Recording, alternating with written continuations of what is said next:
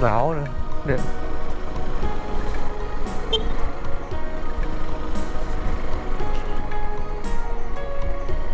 ระวังรถนะพระอาทิตย์โผล่พ้นมานิดเดียวน้ำค้างติดที่ชิวกลายเป็นน้ำแล้ว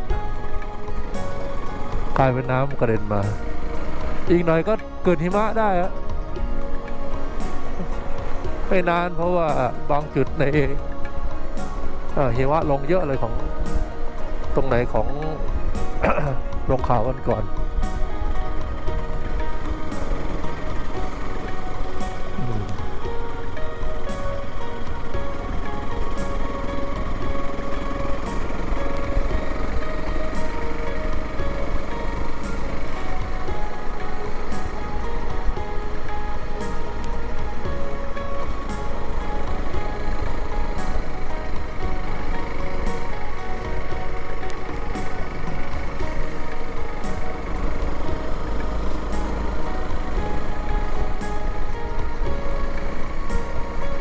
ยังมองไม่เห็นยอดไม้นะสุดยอดดูลมจะพัดมาทางทิศตะวันออกนะด้านซ้ายมือ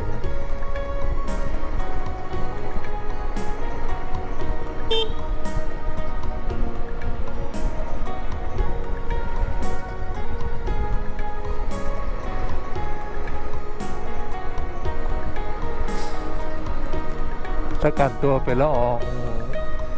ฟิวมาก็นั่นแหละครับหิมะลงแล้ว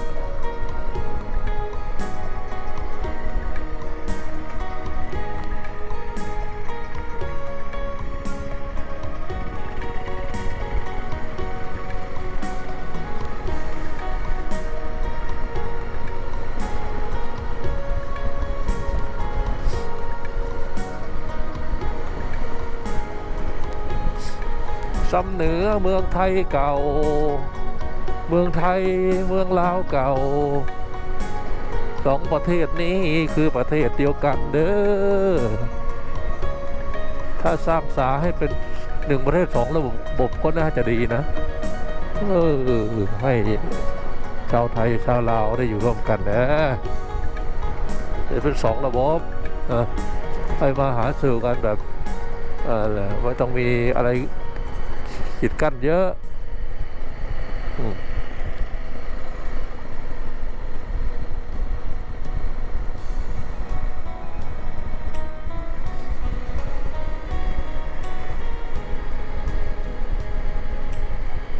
เป็ดน้อยคู่นี้โอ้ธรรมชาติก็ยังงามคนก็ยังอยู่สบายนี่บ้านไม้เก่าก็ยังอยู่เยอะฝั่งนี้ก็เป็นทุ่งนานะทุ่งนา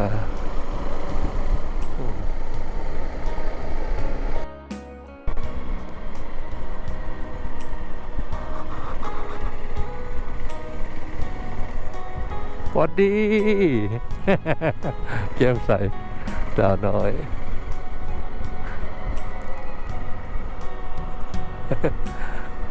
มันไปโรงเรียนว่ะ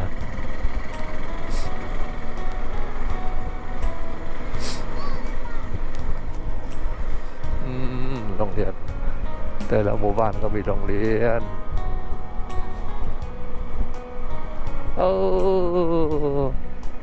ห้วยยางหนาวบ่หนาวบ่บ่หนาวหนาวบ่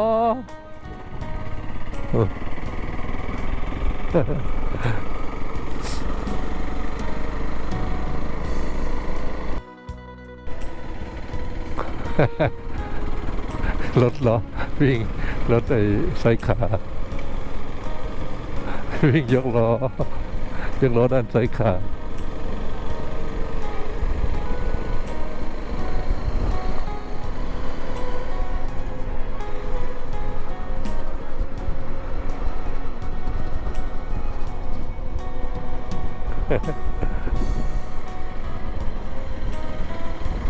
เล็กน้อยผู้สาวสักหน่อย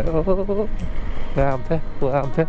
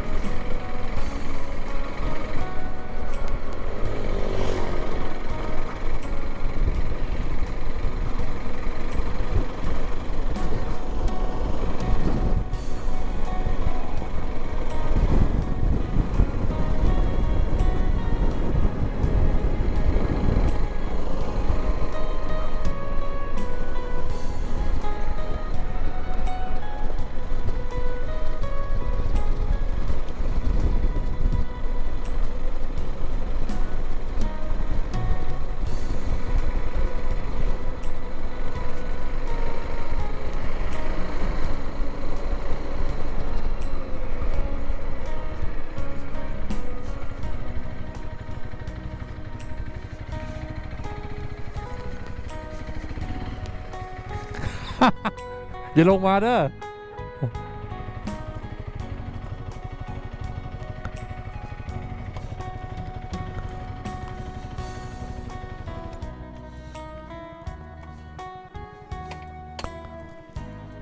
ไปข้างหน้าก็ได้เฮีย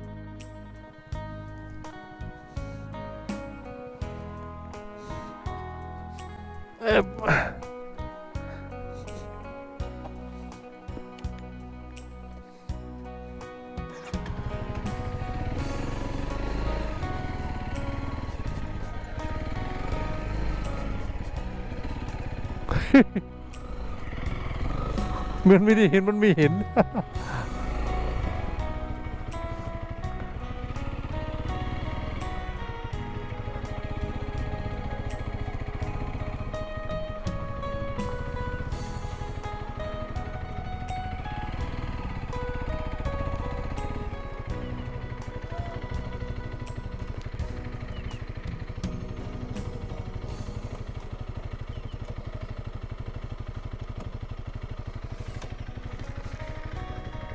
โอ้ย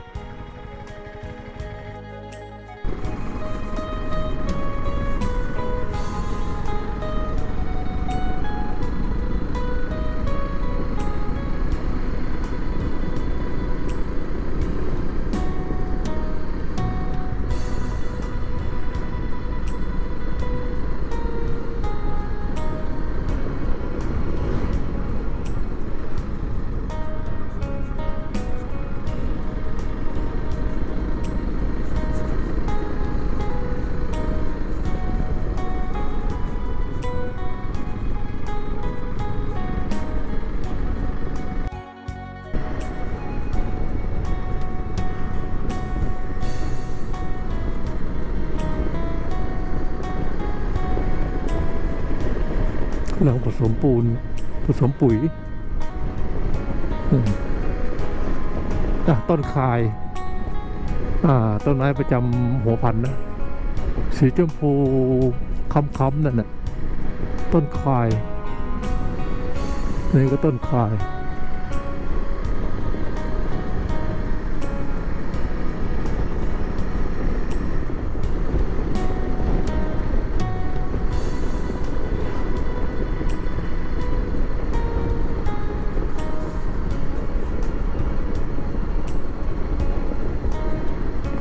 หมู่บ้านที่ตรงนี้หรือเปล่าที่เราถามไม่แน่ใจนะเนี่ยแถวนี้มีกี่กระตุกกี่ทอผ้า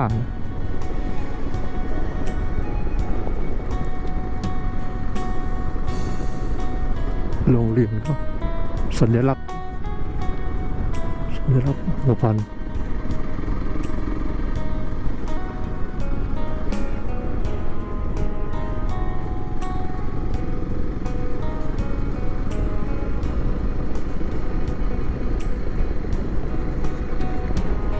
อันนี้ต้นบานเขาบอก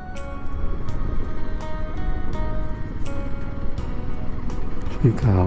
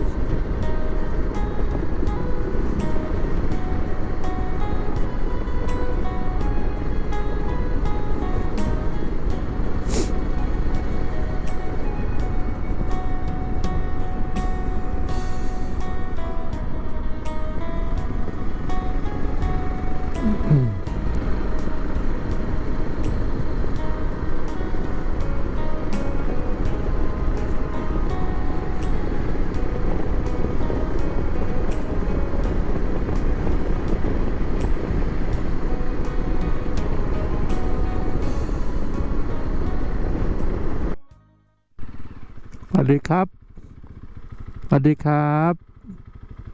สวัสดีครับ บ้านอยู่ไหนลูก บ้านอยู่ไหนนะหึ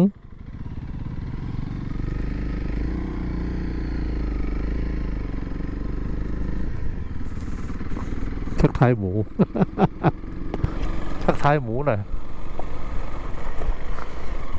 โอ้ยหมูเยอะจังเลย เขาปล่อยมาธรรมชาตินะ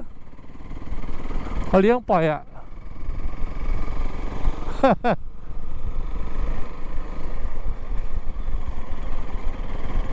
ชมแล้วอย่าลืมกดไลค์หรือกดยกนิ้วโป้งกดแชร์เพื่อแบ่งปันให้เพื่อนๆของท่านนะครับ และกด Subscribe หรือติดตามพร้อมกับกดสั่นกระดิ่งเพื่อแจ้งให้ท่านทราบเมื่อวินดี้มีคลิปใหม่ขอบคุณมากครับ